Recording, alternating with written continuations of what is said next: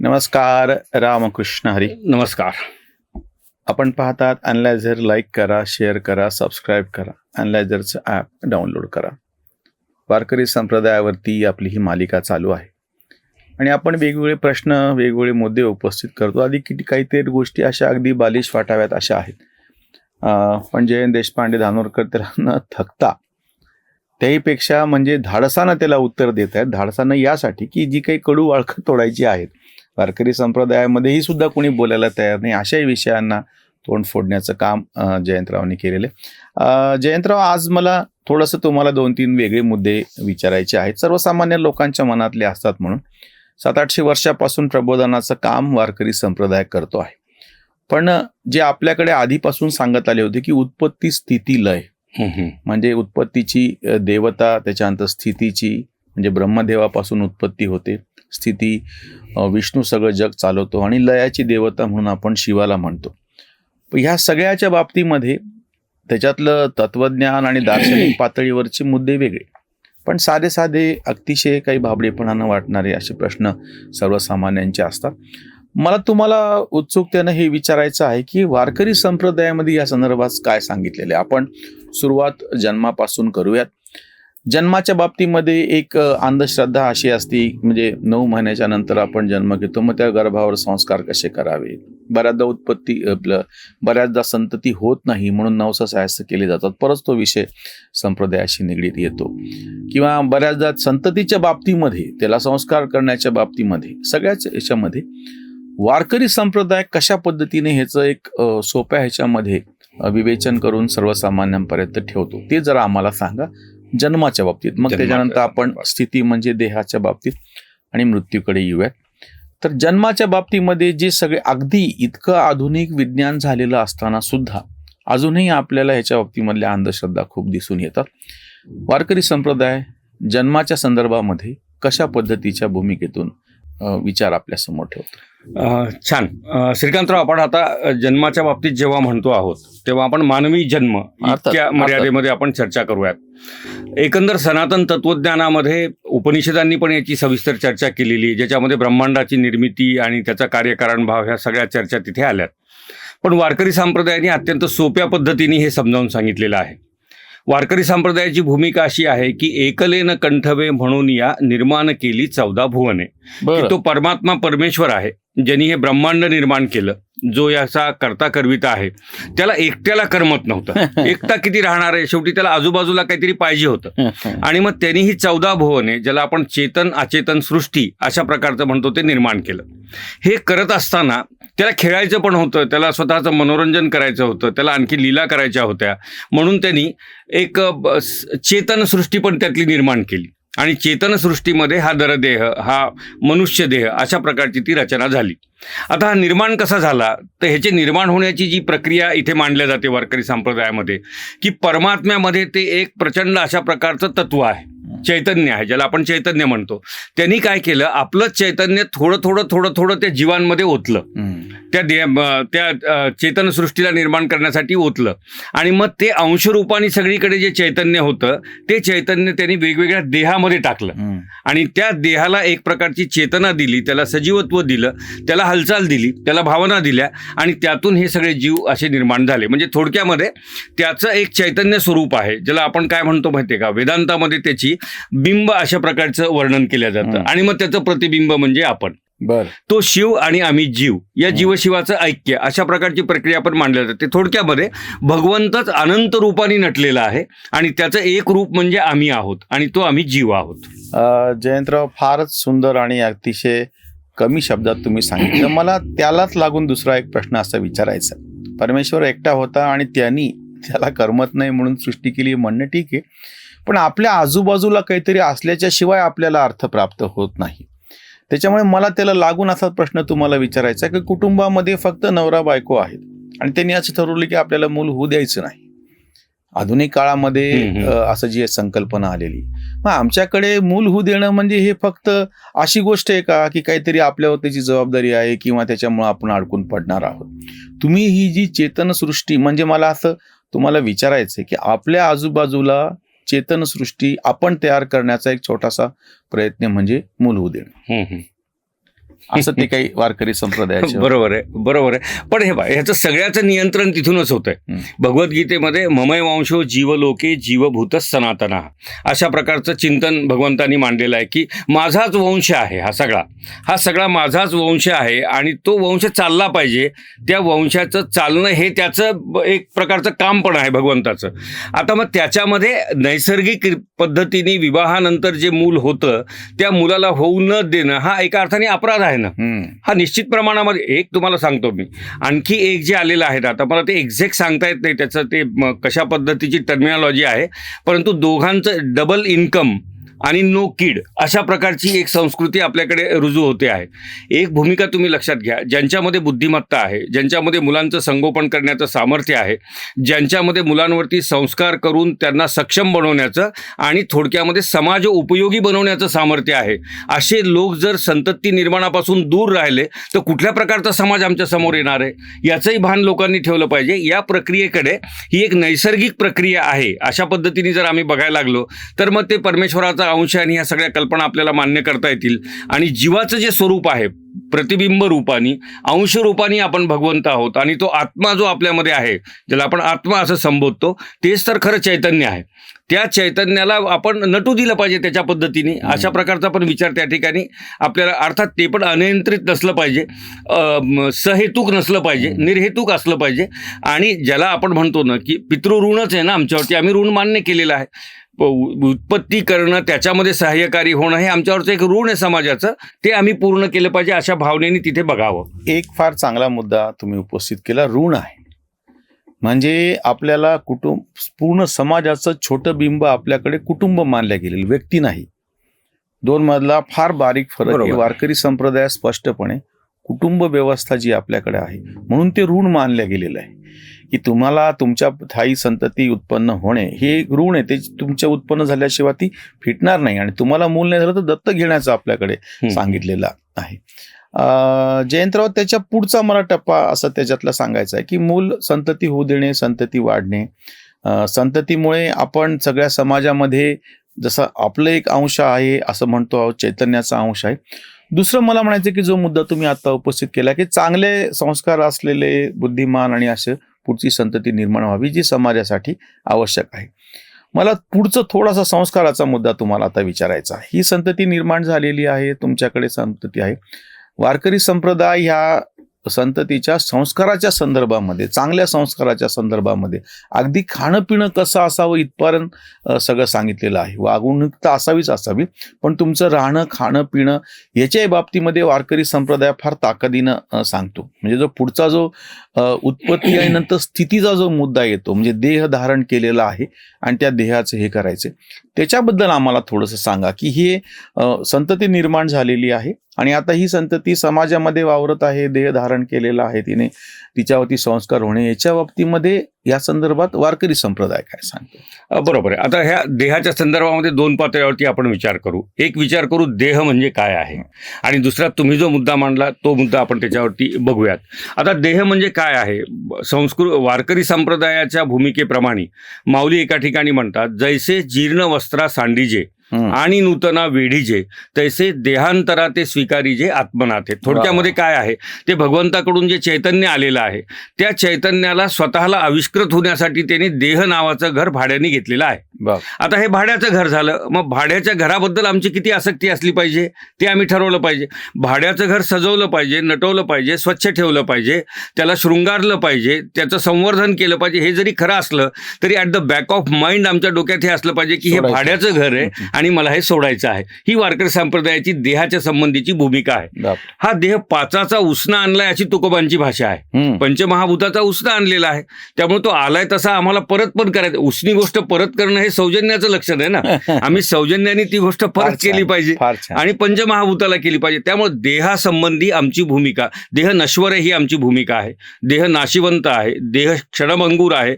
म्हणजे माशी पाख पाखडे तव हे सरे असं माऊली म्हणतात. माशीला पंख फडकवायला जेवढा वेळ लागतो तेवढ्या वेळामध्ये हे आत्मा तिथून निघून जातो. मग देहाचं काय होतं? काल म्हणजे माझ्या मृत्यूपूर्वीच्या एक मिनिट पूर्वीपर्यंत जयंत देशपांडेंची तब्येत कशी अशी चौकशी होते, परंतु जयंत देशपांडेंच्या संदर्भातली अप्रिय बातमी आल्यानंतर मग आता बॉडी कधी घेऊन जाणार? म्हणजे जयंत देशपांडेंची बॉडी व्हायला फक्त त्यातलं चैतन्य निघून जाण्याचाच अवकाश आहे ना. घरमालक निघून गेला, ते घर सोडलेलं आहे आम्ही.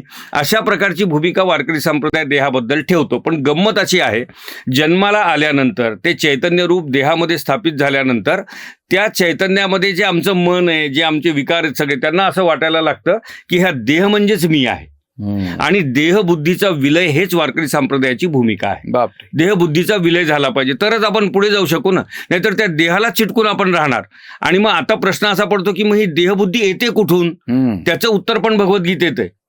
दैवी हेशा गुणमयी मम माया दुरित्तया म्हणतात भगवंत, की अरे हे फार अवघड आहे हे तरुण जाणं. आणि त्या तरुण जाण्यासाठीची आचारसंहिता म्हणजे वारकरी संप्रदाय आहे. ते देह विचार निमणे ज्याला आपण म्हणतो, निवणे ज्याला आपण म्हणतो, तो निवणे शांत होणे हा वारकरी संप्रदायाचा संस्कार आहे. त्या देहासंबंधीची अतिरिक्त आसक्ती कमी होणं हे शिकवणारा आमचा वारकरी संप्रदाय आहे. त्या देहाला भगवंताभिमुख करणं हे शिकवणारा आमचा वारकरी संप्रदाय आहे. मग देहाचे जे बाकी चोचले आहेत ते का नाही पुरवायचे? त्यांनी काय होतं, कशा पद्धतीने आपलं भविष्य त्या ठिकाणी लिहिलं जातं, हे सगळं तिथे मांडलं जातं. एक विषय फक्त आपला राहिला होता की तो जीव जो मिळतो आम्हाला, तर ते 84 लक्ष योनीची संकल्पना आमच्याकडे आहे. म्हणजे 84 लक्ष योनीमधनं तो फिरतो, त्यातली एक योनी नरदेहाची आहे आणि ती मिळाली की माणसाचा जन्म प्राप्त होतो. मग माणसाचा देह मिळतो. थोडक्यामध्ये अत्यंत सुसज्ज अशा प्रकारचं भाड्याचं घर त्याला मिळतं की ज्या घरात राहून काही चांगलं आपल्याला करता येऊ शकतं, स्वतःच्या कल्याणाचा विचार त्या ठिकाणी करता येऊ शकतो. पण आता हे 84 लक्ष योनीमधलं मनुष्यदेह मिळवायचा कसा? सुंदर भाषा आहे नाथ महाराजांची. पाप पुण्य समता घडे तेनेची पै नरदेह जोडे, की पाप पुण्य सारखं झालं तुमचं. आता पाप पुण्य कुठून येतं कधीतरी आपण चर्चा करू, की पाप पुण्य कुठून येतं त्याची आपण चर्चा करू. त्यामुळे देहासंबंधी हे भाड्याचं घर आहे, हा जाणारा आहे, हा नश्वर आहे, हा नाशिवंत आहे. तो गेला म्हणजे आम्ही जात नाही, आम्ही फक्त घर बदलतो आहोत. म्हणून मग तुकोबांची भाषा पाहिनं मृत्यूचा सोहळा अशा प्रकारची येते. सोहळा आहे म्हणाले, घर जुनं सोडायचे, स्वच्छ झाडून घ्या, पुसून घ्या, जमलंच तर रंगरंगोटी करा. त्या उंबरठ्यावरती पाय डोकं टेकवण्याची पण आमच्याकडे प्रथा आहे. जे घर आम्ही सोडतो आहोत त्या घरामध्ये सोडताना उंबरठ्यावरती आम्ही डोकं टेकवतो. का टेकवतो? हे घरात तुम्हाला हे आयुष्य चांगलं काढायसाठी संधी दिलीस. तशाच प्रकारची भावना देहासंबंधी वारकरी संप्रदायाची आहे. आता दुसरा जो प्रश्न तुम्ही विचारला, संस्काराचं काय आहे, मग ह्याच्यावरती एक लक्षात घ्या तुम्ही, वारकरी संप्रदाय आतापासून इथपर्यंत संस्कारच देत आलेला आहे. आता आमच्याकडे एक परंपरा, छोटी परंपरा सांगतो तुम्हाला मी. आपण एका कुटुंबात राहतो, आई वडील आजोबा आजी आत्या मामा काका अशा प्रकारचं एक मोठं कुटुंब तुम्ही लक्षात घ्या. व्यवहार आहे, व्यवहारामध्ये मतभेद होतात, मतभेदामध्ये रागलोभ होतात, एकमेकाबद्दलची कटू वाक्य त्याच्यामधनं उच्चारली जातात. आता ही कटुता जर संपली नाही तर घर कसं चालणार आहे? वारकरी संप्रदायाचा अप्रतिम संस्कार आहे. सकाळी उठल्यानंतर स्नान केल्यानंतर देवाचं दर्शन घेण्याच्या आधी घरातल्या सगळ्या वडीलधाऱ्यांचं दर्शन घ्यायचं आहे. गेली ना मागच्या 24 तासातली कटुता निघून. जो दर्शन घेतोय त्यांनी मान्य केलंय आणि ज्याचं दर्शन घेतलं जातंय तो त्याला आशीर्वाद द्यायला लागलेला आहे. पुन्हा नवं एक चक्र त्यातनं सुरू होतं. छोटे छोटे संस्कार आहेत. देवपूजेचा असेल, वृद्धांच्या नमस्काराचा असेल, हरिपाठाचा असेल, भोजनासंबंधीचे संकेत असतील, अत्यंत ज्याला म्हणता येईल की सात्विक अशा प्रकारचा आहाराने यद अन्न तन मनहा म्हणलेला आहे. जसं अन्न खातात तशा प्रकारचं मन तयार होतं. मग आमचं मन चांगलं होण्यासाठी वारकरी संप्रदाय अन्नाच्या बद्दल पण आम्हाला सांगतो आहे. सात्विक आहार असला पाहिजे, वैश्वदेव झाला पाहिजे. वैश्वदेव म्हणजे याचा अर्थ तो केवळ ब्राह्मणांची मक्तेदारी नाहीये. वैश्वदेवाचा अर्थ असाक्षी भोजन घेऊ नका. तुमच्या बनवलेल्या स्वयंपाकामधनं कुणाचा देवाचा एक भाग त्याच्यामधनं काढून ठेवा. अतिथीसाठी तो ठेवा, भुकेल्यासाठी तो ठेवा. अशा प्रकारचा जो संस्कार आहे ना, मला वाटतं की समाज टिकवण्यासाठी माधुकरीवरच शिकतो ना सगळा हा समाज आमचा. वारकरी संप्रदाय जे शिकतो आहे, विद्यार्थी दशा आहे ती माधुकरीवरती होते. आता माधुकरी मागून जो खातो आहे त्याला आयुष्यभर ते पुरतं की मी माधुकरीवरती जगलो, या समाजाने मला जगवलंय, वाढवलंय, शिकवलंय, मग मी समाजाप्रती देणं लागतो. मला वाटतं संस्कारामधूनच ह्या सगळ्या मनुष्यत्वाला गौरवान्वित करणाऱ्या परंपरा हा वारकरी संप्रदाय प्रस्थापित करतो. फारच छान. भाड्याचं घर एका सोप्या ह्याच्यातून, संकल्पनेतून तुम्ही अक्षरशः पूर्णच्या पूर्ण आयुष्यभराचं जे काही सार आहे ते अगदी नेमक्या मोजक्या शब्दामध्ये आमच्या समोर ठेवलं. जयंतराव, जसं जन्म आहे, जन्माच्या बाबतीमध्ये आपण बोललो, नरदेह धारण केल्याच्या नंतर जी आपल्या जबाबदारी आहेत त्याच्या बाबतीत आपण नेहमीच बोलतो, आताही तुम्ही सांगितलं. जो मला ह्याच्यातला जो पुढचा जो टप्पा तुमच्यासमोर ठेवायचा आहे, विचारायचा आहे तुम्हाला, आपल्याकडे ज्याच्या बाबतीमध्ये विलक्षण असा हळवेपण असतो तो म्हणजे मृत्यू. आप्तस्वकीयांचा असो किंवा अगदी स्वतःच्याही मृत्यूच्या कल्पनेनं थरकाप उठतो असा असो. तर अगदी त्याच्यामुळे आपल्याकडे जे काही आजही म्हणजे आता इतक्या तथाकथित आधुनिक काळामध्ये सुद्धा माणसं या मृत्यूच्या धक्क्यानं पूर्ण कोलमडून पडतात. ते गाडगे महाराजांच्या बाबतीत म्हणतात की त्यांच्या जवळच्या अगदी अगदी आप्ताचा मृत्यू त्यांना सांगितलं. ते म्हणले की असे गेले कोट्यानुकोटी काय रडू एकासाठी. ही जी संतांना दृष्टी आलेली आहे मृत्यूच्या संदर्भामध्ये, किंवा तुकाराम महाराजांचं तर प्रसिद्धच उदाहरण आहे की दुष्काळानं सगळी वाताहत झाल्याच्या नंतर सुद्धा. मला 2 प्रश्न त्याच्या बाबतीत. एकतर वारकरी संप्रदाय काय सांगतो, त्याहीपेक्षा मला त्याच्या पुढे जाऊन वारकरी संप्रदायाने मृत्यूसारख्या सगळ्यात भीषण अशा दुःखाला तोंड द्यायची जी ताकद आम्हाला प्राप्त करून दिली, आणि त्याच्यामुळे आमच्यावर एवढे अत्याचार झाले, आक्रमण झाले, इतके आमच्यासमोर अनन्वित अशा पद्धतीच्या अडचणी आल्या, जवळच्या लोकांचा मृत्यू झाला, पण हे जे मनोबल टिकून राहिलं, हे एक फार मोठं काम वारकरी संप्रदाय करतो. तर या मृत्यूच्या संदर्भामध्ये जरा आम्हाला सांगा की याला तोंड द्यायला वारकरी संप्रदायाने कसं शिकवलं आहे. हे बघ, साधी गोष्ट आहे. मृत्यूला आम्ही का भीतो? आम्ही संपतो म्हणून आम्ही भीतो की आमचं संपलं. वारकरी संप्रदाय हे सांगतो की हे संपणं नाहीये, ही विश्रांती आहे. दुसऱ्या देहामध्ये तुला जायचं आहे, दुसऱ्या योनीमध्ये तुला जायचं आहे, अशा प्रकारची भूमिका वारकरी संप्रदाय मानतो. त्यामुळं काय होतं की मृत्यूची आमच्या दृष्टीने एक घटना आहे. जसा जन्म आहे, जशा इतर घटना आयुष्यामध्ये आहेत, तशाच प्रकारची मृत्यू ही एक घटना आहे. ती केव्हा येते? परमेश्वराने आमच्या कर्मफलाच्या सिद्धांतानुसार आम्हाला श्वास लिहून दिलेले आहेत. एवढे श्वास तू या जन्माला आल्यानंतर घेशील. ते श्वास संपले की मला त्या ठिकाणी देह सोडायचा आहे, इतकी सामान्य बाब म्हणून त्याच्याकडे बघितलेलं आहे. मग आम्ही सांगतो की अरे जायचं म्हणजे मग कुठे जायचं आहे?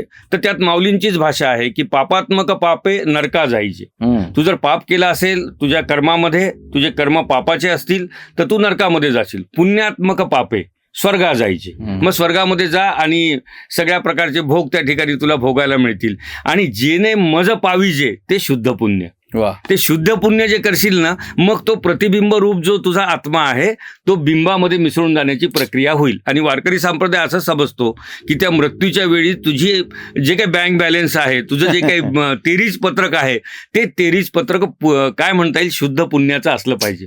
ते जर असेल तर तुला त्याच्यामध्ये मिसळून जाण्याची संधी त्या ठिकाणी मिळेल. म्हणजे थोडक्यामध्ये हा एक थांबा म्हणून आम्ही त्याच्याकडे बघतो. त्यामुळे मृत्यूला आम्ही भीत नाही.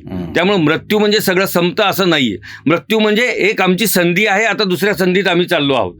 या संधीमध्ये आम्ही आमचं सोनं केलं तर आनंदच आहे, पण नाही केलं तर अजून एक गंमत आहे श्रीकांतराव. खरं पाहिलं तर आत्ता मी तुम्हाला जसं म्हणालो की जेने मज पाविजे ते शुद्ध पुण्य जेव्हा आम्ही म्हणतो, आमचे वारकरी संत त्याच्याही पलीकडे जातात. ते म्हणतात की नाही देवा, ते आम्ही शुद्ध पुण्य तर करू, पण आम्हाला तुझ्यात मिसळायचं नाहीये. मग त्यांना विचारतात का मिसळायचं नाही, तर ते म्हणतात अरे तुझ्यात मिसळल्यानंतर हा भक्तीचा आनंद कुठे आहे? उपजवून या पुळती येऊ, काला खाऊ दही भात, ही तुकोबांची भाषा आहे. म्हणजे काय की आम्ही पुन्हा पुन्हा जन्माला येऊ. खरं पाहिलं तर जन्माला येण्याचं सार्थक भगवंतात मिसळणं आहे. तशा प्रकारचं सामर्थ्य प्राप्त करणारा माणूस म्हणतो की संपला, आता मी जिंकलेला आहे, 100 आउट ऑफ 100 घेतलेत, आता मला भगवंत स्वरूप व्हायचं आहे. पण तुकोबांची भाषा आहे की नाही भगवंता, मी भक्त तू देवा ऐसे करी. मला तेच ठेवायचं आहे, मला त्या भक्तीतला आनंद घ्यायचा आहे. वारकरी संप्रदायाचं हे वेगळेपण आहे. हा प्रक्रियेने तिथपर्यंत जातो, भगवंताला शिवतो, थोडक्यामध्ये जाऊन शिवतो आणि म्हणतो की नाही तू तिथे आणि मी इथे, कारण हा आनंद मला घ्यायचा आहे. इतक्या अत्यंत व्यापक दृष्टिकोनातून जन्म, मृत्यू आणि देह या गोष्टींकडे बघणारा इतर कुठला संप्रदाय आपल्याला तितक्या सहजतेने बघणारा दिसत नाहीये. हे त्याचं वेगळेपण आहे. फारच सुंदर. जन्म, त्याच्या उत्पत्ती, स्थिती, लय, ह्या तिन्हीच्या बाबतीमध्ये सोप्या ह्यानं सांगितलं. जयंतराव, मला समारोपात तुम्हाला एक वेगळा थोडासा प्रश्न विचारायचा आहे. हे सगळं आपण करत असताना आपल्या संतांच्या समोर समाज कसा असावा, समाजाचं ह्या भवितव्य कसं असावं, इतका व्यापक विचार होता. त्याच्यामुळे 700-800 वर्षांपासून तर आपण स्पष्ट बघतो आहोत. नामदेव महाराज माऊलींपासून ते आतापर्यंतची गोष्ट आहे, त्यांना ते पलीकडचं दिसत होतं. आणि त्यांना एक व्यक्तिपुरतं म्हणजे उत्पत्ती, स्थिती, लय एक त्या व्यक्तीची नाही, तशा अर्थाने त्यांना समाजाचंच सगळं काही दिसत होतं. म्हणजे त्यांनी ते काही एका छोट्या ह्याच्यामध्ये बघितलेलं नाही आणि कुटुंबासारखा एक त्यांनी घटक, त्यापेक्षा एक ग्राम असा म्हणून घटक. त्याच्यामुळे आपल्याकडे प्रत्येक एकादशीला पंढरपूरची वारी नाही सांगितली, दर 15 दिवसाला तुमच्याच गावच्या मंदिरामध्ये जाऊन तुम्हाला कीर्तन करायचं आहे. त्यामुळे मला तुम्हाला शेवटचं एक विचारायचं असं आहे की व्यक्ती म्हणून घटक न पकडता एक कुटुंब म्हणून, समाजाचा एक हिस्सा म्हणून असा घटक केला आणि त्याचा तो संस्कार केलेला आहे. त्याच्यामुळे एका अर्थाने हेच सगळं समाजाला पण लागू पडतं. वारकरी संप्रदायाच्या समोर कायमस्वरूपी ही समाज असा म्हणून राहिलेला आहे, एक समूह म्हणून राहिलेला आहे. त्या दृष्टीनं आम्हाला जरा तुम्ही समारोपामध्ये सांगा की एका व्यक्तीपुरतेही न राहता एका व्यापक पातळीवरती समाज, नंतर आपण त्याला देश, राष्ट्र असे शब्द नंतर म्हणायला लागलो. आम्ही विश्वात्मके देवी म्हणलेलं आहे ना, त्याच्यामुळे एक समाज म्हणून वारकरी संप्रदाय या दृष्टीनं कसा संस्कार करतो? खूप चांगला प्रश्न आहे आणि समारोपाला तुम्ही विचारता आहात. वारकरी संप्रदायाची जी याच्याबद्दलची भूमिका आहे ना, ती तुकोबांच्या अभंगात आहे, विष्णुमय जग वैष्णवांचा धर्म. भेदाभेद. त्यामुळे इथे सगळे विष्णू आहेत, सगळे विष्णूचेच अंश. आपण ज्या अंशरूपाची चर्चा केली, अंशरूपाने चेतन अचेतन सृष्टीमध्ये विष्णू व्याप्त आहे. त्यामुळे त्याला समाजामध्ये सर्वत्र देवाचं दर्शन घेणे ही वारकरी संप्रदायाची भूमिका आहे. आता मग सर्वत्र देवाचं दर्शन घ्यायचं असेल तर तुम्हाला देवच व्हावं लागेल आणि मग ती देव घेण्याची प्रक्रिया वारकरी संप्रदाय मानतो. तुकोबांचा अप्रतिम चरण आहे, अहंकार गेला तुका म्हणे देव झाला. आमच्यामध्ये जो अहंकार आहे, देहाभिमान आहे, देहामुळेच येणारा सगळं आहे, तो अहंकार गेला की आम्ही देव होतो म्हणाले. आणि देव झाल्यानंतर त्याला सगळीकडे स्वतःच बघायचं आहे, इतरांना बघायचं नाही. इतकी चांगली दृष्टी त्या ठिकाणी दिलेली आहे. आणि तिथे सांगतात की येणेची शरीरे शरीरा येणे सरे किंबहुना एर झारे चिरापडे. या शरीरामध्ये तुम्हाला देव होता येतं, तुम्ही इथे ती संधी घेतली पाहिजे. आता समाजाचा जो प्रश्न म्हणतात, मी थोडं त्याला अर्थ थोडा वेगळा काढून सांगतो. आमच्या हरिपाठामध्ये एक चरण आहे, दोन्ही पक्ष पाही उद्धरती. मी त्याला फार वेगळ्या अर्थाने या ठिकाणी तुमच्या समोर घेतो की दोन्ही पक्षाचा अर्थ जो ईश्वराभिमुख आहे आणि जो ईश्वराला विन्मुख आहे, अशा दोनही पक्षांचा उद्धार करण्याची क्षमता आमच्या हरिपाठात आहे. अशा प्रकारची ती भूमिका जर आपण घेतली तर याचा अर्थ काय झाला, समाजामध्ये चांगलं रुजवत राहणं ही वारकरी संप्रदायाची भूमिका आहे. चांगलं रुजवत राहिलं की ते उगवणार आहे, उगवलं की ते फोफावणार आहे, त्याचा विस्तार होणार आहे. आणि एक वेळ अशी येईल की या सृष्टीमधल्या समस्त जीवांना आपण विष्णू असल्याचा साक्षात्कार होईल आणि तेव्हा तो आपल्याला एक समपातळीवरचा, समन्यायी असं जो आपण म्हणतो तशा प्रकारचा समाज आपल्याला दिसेल. मत्सराचा विषयच नाही आहे इथे. त्यामुळे मत्सर नाहीच आहे, जे येत नाहीत त्यांच्याबद्दल कणव आहे, त्यांच्याबद्दल कीव आहे आणि त्यांना ते भरून काढण्यासाठी आमचा हरिपाठ चालू आहे. त्या दोन्ही पक्षांचा विचार करणारा इतर कुठला संप्रदाय मला दिसत नाहीये. धन्यवाद. नमस्कार. फार सोप्या पद्धतीनं तुम्ही जन्म मृत्यू सारखे कठीण क्लिष्ट विषय ते पण सोपे करून सांगितले आणि त्याच्यामध्ये जे तुम्ही माऊलींच्या, तुकाराम महाराजांच्या रचनांचे दाखले दिले ते तर अतिशय सुंदर.